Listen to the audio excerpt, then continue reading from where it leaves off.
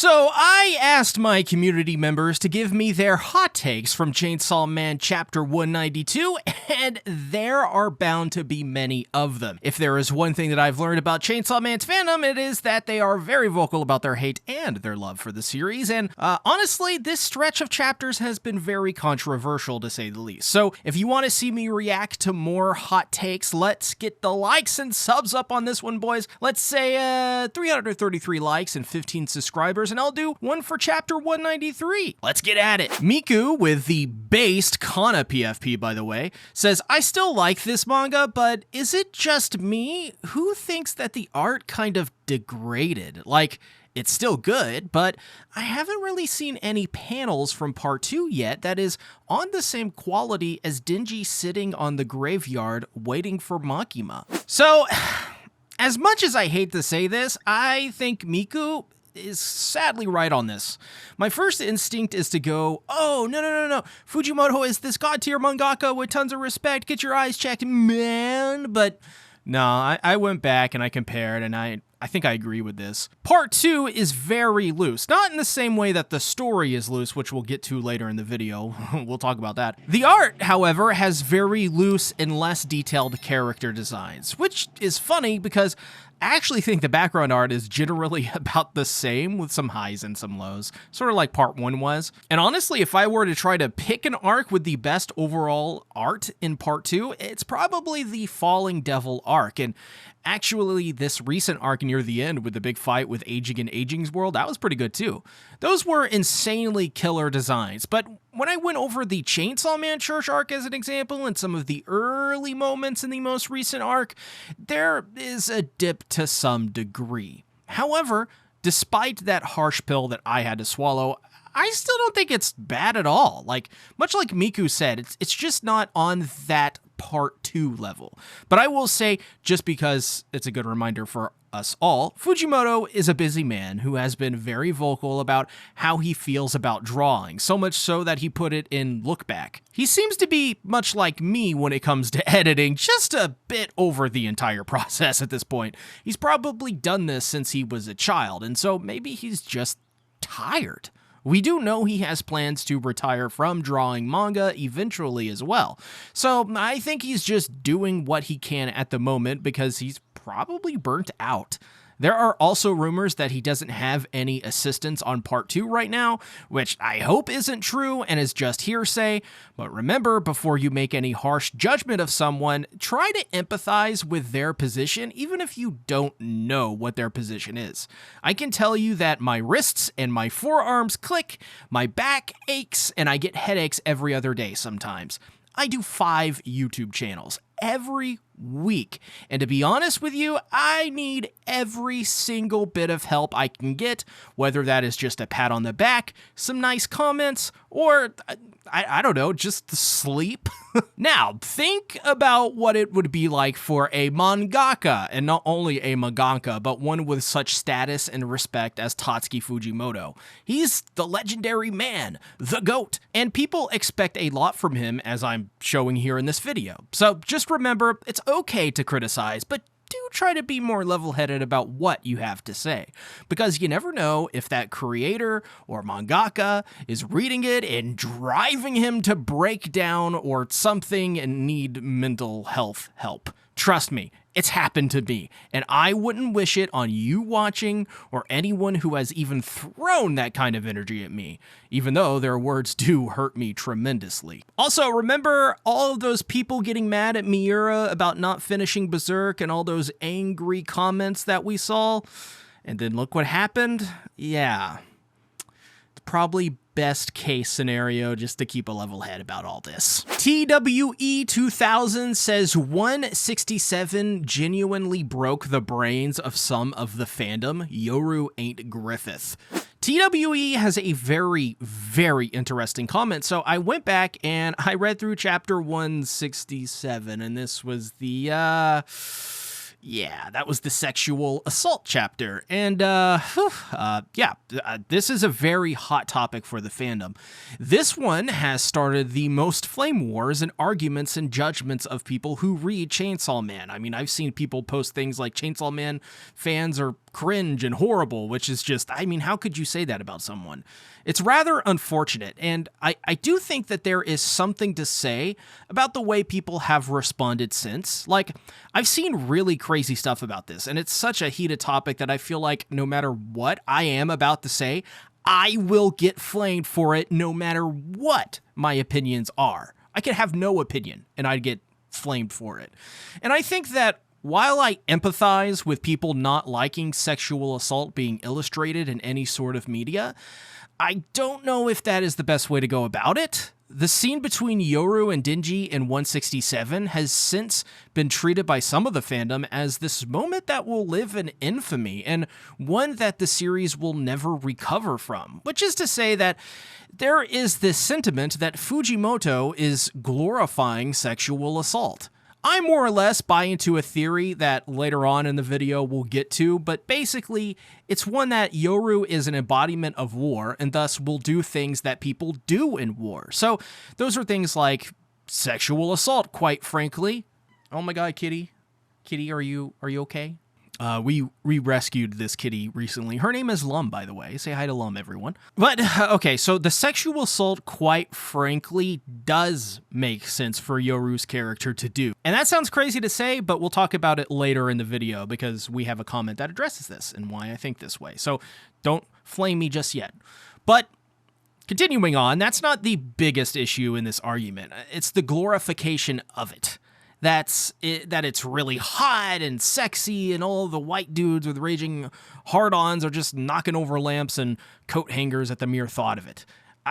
I just don't get the sentiment that you can blanketly judge an entire fandom or even creator for sexualizing something or glorifying something like sexual assault when that we're not even like I don't even know like how? How? Like, Chainsaw Man has shown a history of not doing things that way. Like, I don't know how suddenly it is.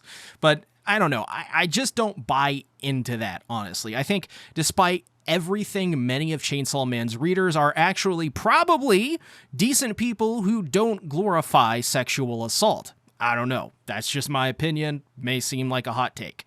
From my perspective, I do not see Asa or Yoru as this walking trophy for Digi to claim as his own, which is one of the arguments that have come out of this.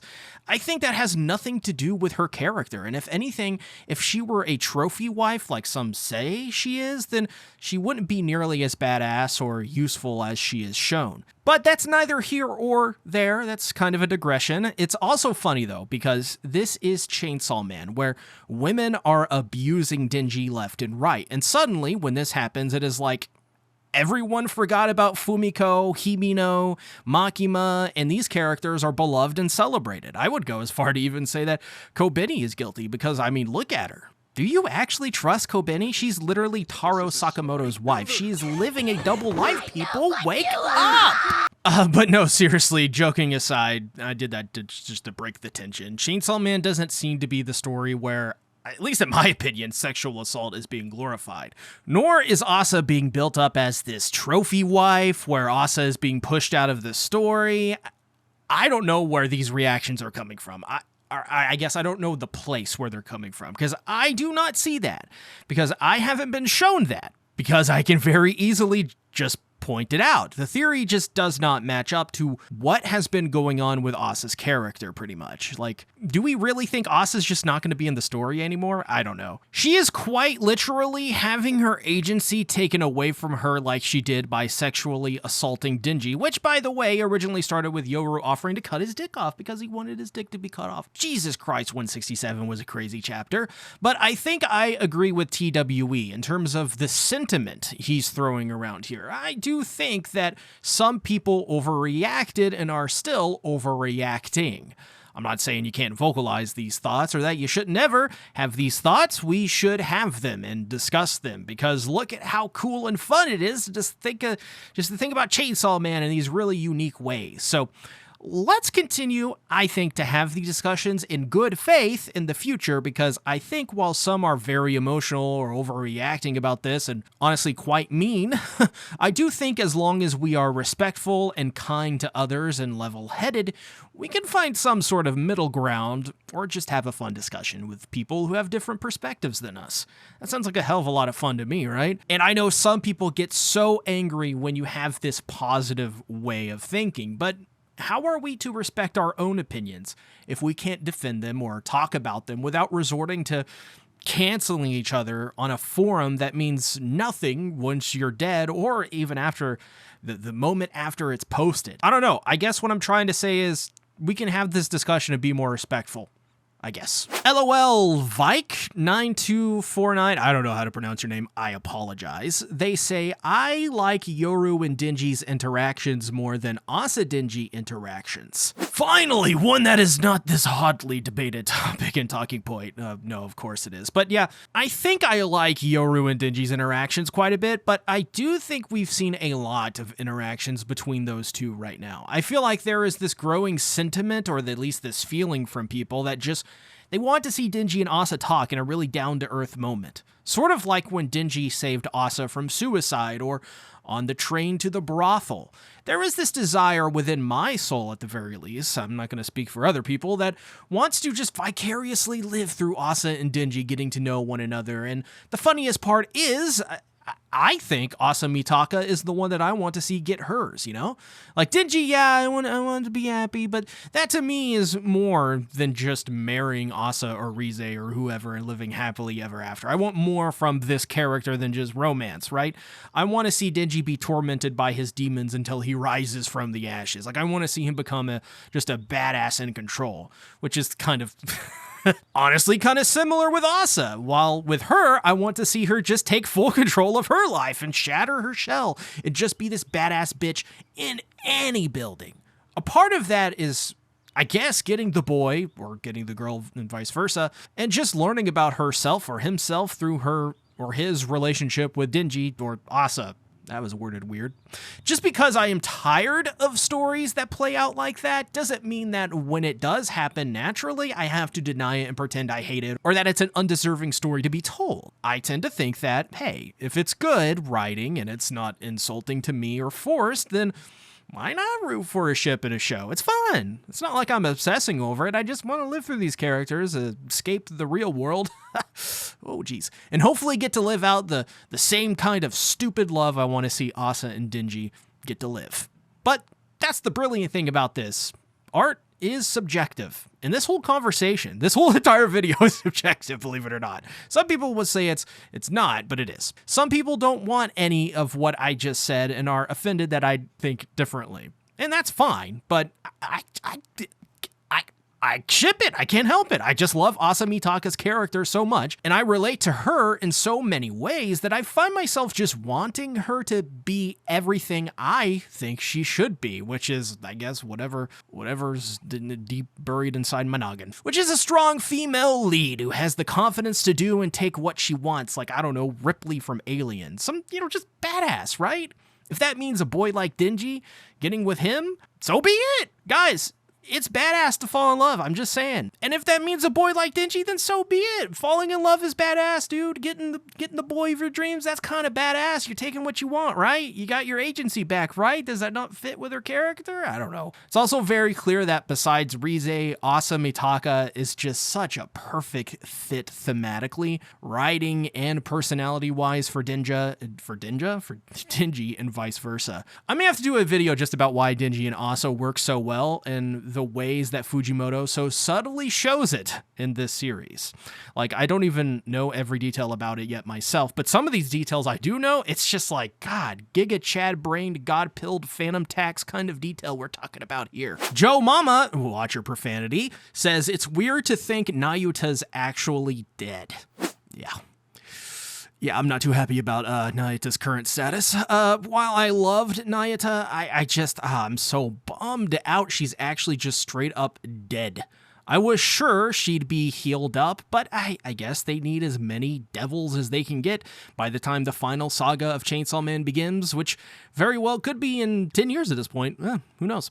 I think I said that I would be dissatisfied in a past video if Nayuta were just dead, and I still stand by that, but I was thinking about this while writing this video, trying to come up with some way to get some hopium in my lungs and reject my reality, substituting my own like everyone does on the internet these days. I think the silver lining or copium or hopium or skibbity is that Nayuta isn't just dead, she is most likely coming back in a new body and personality along with the blood fiend, Powie, as well.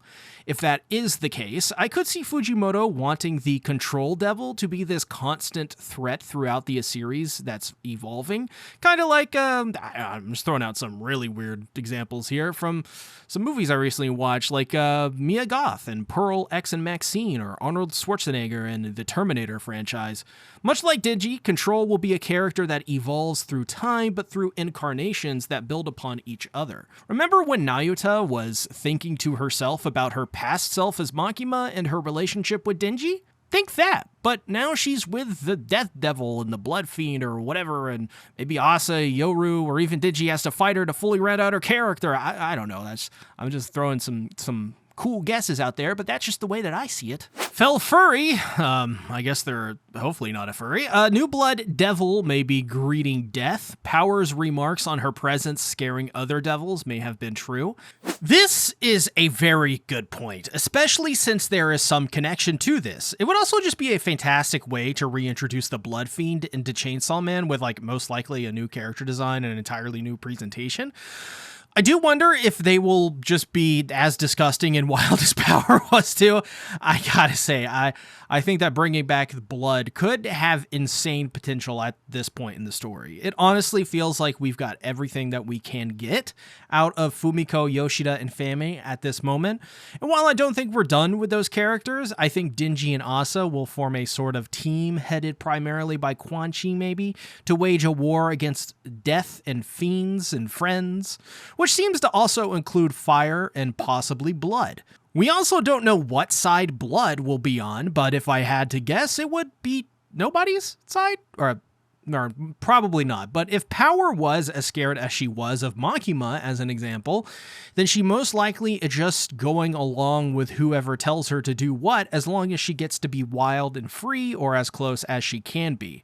I think this aspect of the Blood Fiend may keep her from drifting too far away from Denji, and they'll become friends once more. After all, Denji made Power a promise. NYC Reachin', that's a big reach, says Yoru should turn Denji into a weapon, destroy Denji's soul / kill him, and last few chapters are Death Devil fight / other character stuff, and the story ends with Denji's character unresolved and dead just like Aki. Jesus Christ, stop trying to kill us, man. You know, funnily enough, this commenter's name does make sense reading this comment because that is a reach. A Halo reach. I don't think for one bit that Fujimoto is going to leave Denji's character unresolved and dead. I feel like if anything, Denji's character is already much more completed than most people give Fujimoto probably credit for. I mean, we know so much and I've been through so much with Denji that I think he'll easily get a satisfying ending, or at least a completed one. But it is a nice and funny theory. Just go full-on depresso espresso ending and kill Denji, get rid of Asa, and just go full-on stupefy and have Yoru kill everyone. It won't happen, but it would be really funny in a, well, I guess I have nothing left to live for kind of way. Silver Sol says Fuji should go monthly. Let him take his time, keep things consistent, longer chapters, more time to think about where the plot is, and not overdo cliffhanger endings. Silver Sol, I agree, but maybe not in the way you said. Well, okay, yeah, in the way you said, but only because I am so nostalgic about the days when Attack on Titan was like in the early days, like when season 1 was airing. I'm always so nostalgic for these times. And quite honestly, as a content creator, I wouldn't be happy with that just because I run 5 channels and I desperately need the income from them. You know, I'm not some rich guy who decided to become a YouTuber. I've been doing this like legit week in, week out since January 2012, since I was 16.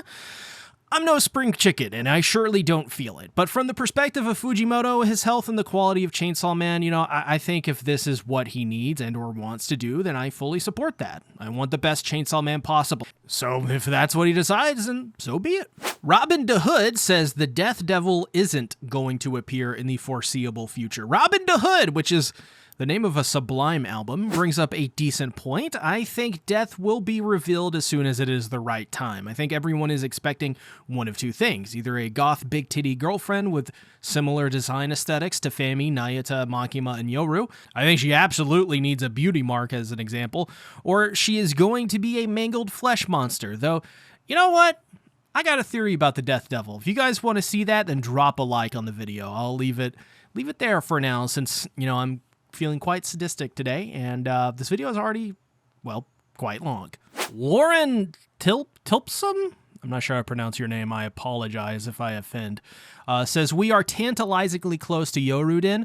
It's probably not going to happen, but man, I want to believe. I'm buying the dip. This is actually really interesting because I actually don't want Yoruden, not even a little bit. In fact, I don't want it at all. But I am curious, for those who want that over Asadin, what are your reasons? Best I can think of is that Yoru allows Denji to be a psycho lunatic just doing whatever he wants and being totally degenerate, which in turn will lead to more bombastic action scenes which push the ante.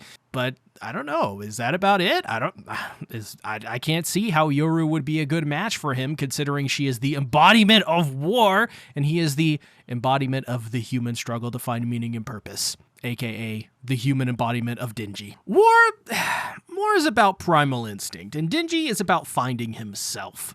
That requires, in some form, a complete rejection of primal instinct, right? Because he's trying to find ways to be the best version of himself that he can be, and that is, well, not at all waging a war, right? I don't know. I am curious as to why people would want Yoru over Asa. I mean, she does look pretty cool with those scars, and, you know, the tank top and the arms combo, the flowing, thick raven black hair. It looks kind of badass, I'm not gonna lie. All she needs is a cool leather jacket, and she's undefeatable. Luminous V22, and you know what's interesting about Luminous here that many people won't know, is that Luminous killed 21 other people because he's the 22nd version.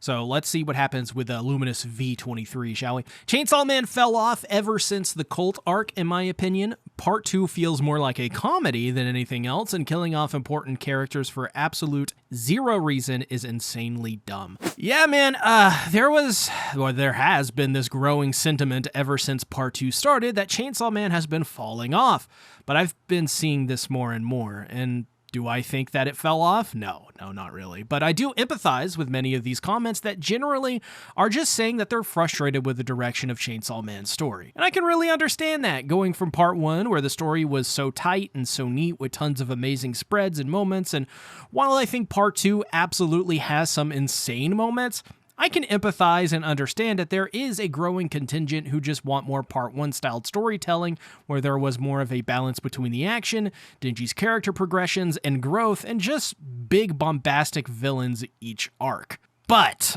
I don't think the money is on the mark by calling Part 2 a comedy. I don't think there is anything in it that you could perceive as a comedy. I actually think Part 1 is more comedic than Part 2 by a good margin. However, I do understand why some like Luminous come to this conclusion, because I think we've grown to expect a certain kind of storytelling from Fujimoto. Part 2 seems to be him going about the story in a completely different way, being much more like a David Lynch kind of presentation, where things don't make too much sense on their own and things are dealt with in a much more loose manner. For example, at the end of the Falling Devil arc, which is ironically enough the arc that I've since been seeing people more and more often say that this was the last great Chainsaw Man arc, Fami just gives up on her plan because it was thwarted. Remember? Even Nayuta hard cuts and is just like, I gotta go to school. It's moments like those that Fujimoto is using more often. Like, for example, at the end of 192, when Yoru sits in between Denji's legs. We are so used to Fujimoto's comedy stylings that this seems funnier than it actually is. That being said, I think that is on purpose and a feature, not a bug. I think that way because if we look at the ratio of balancing in Part 2 thus far, there is a lot more examples of us seeing the world simply falling apart and becoming unhinged, and, like Fujimoto's storytelling, more, well, loose in society. Last chapter, we saw Japan burning. Before that, it was the restaurant they were at probably not even a day ago, already ransacked and destroyed. We saw the Statue of Liberty turned into a devil. We saw Denji sexually assaulted by Yoru. Asa is practically MIA, and arguably as a character just as or even more depressing than Denji's origin story. I mean, we saw Denji get cut into pieces and stored away like a lab rat, and Asa using all of her college funds as a turret. The last one may be funny, and it is, but let's analyze why that joke is funny. Because the sum of its parts, I think, tell a more depressing story in that funny joke, aka dark humor. Asa Mitaka was saving up for college in a world controlled by devils. She has no family to speak of, less so than Denji even has, and has nobody to rely on. She lives alone. She is alone. There is nobody to stick up for Asa and support her. Now, the boy who saved her, Chainsaw Man, is actually Denji, her friend from school, the guy she went on a date with and called a loser. Gasp. So because she feels a need to save Chainsaw Man, she breaks him out only to find that Chainsaw Man is in reality Denji, the dumb boy with the body of a sex god. That part is my addition, since he's so jacked up in Mappa's version. So she quite literally spent her entire future on a turret to save the boy she treated like shit. And we know where her character has gone from there. On the surface, these jokes may seem funny, and they are. They're quite funny. It's not like it's illegal to laugh at stuff in Chainsaw Man, but go a little deeper, like you would in any other chapter of a Fujimoto production, and you'll find the depth you're looking for. Same with 192. Remember when Denji picked up Yoru right after she went on a murder spree and they went on a date? Well, my good friend Adoraborb, who will most likely send me a DM with this screenshot telling me he is famous now and that I need to pay him, no, I will not, linked me a post from another platform saying the following: I know why Yoru always sexually assaults Denji. Soldiers raped and violated women during wars, Vietnam, 30-Year War, etc. Yoru is the manifestation of war, meaning rape is a part of her nature. While control was nurtured to be horrible, war has and always will be seen as monstrous. Peaksaw Man. So, like I said, Fujimoto does things with more intention than we honestly think, and the best way to be as satisfied as possible is to try and earnestly get as much understanding as we possibly can. Because without that understanding, you won't be as satisfied. That's okay if you don't want to do that either, but that is the way that this story has always been presented to us, so this shouldn't be anything new, is what I'm trying to say here. I think we should always try to remind ourselves that these mangaka are very creative people, and there is much more going on in their heads. There is 0% chance that Fujimoto is just randomly killing people off for no reason. Zero.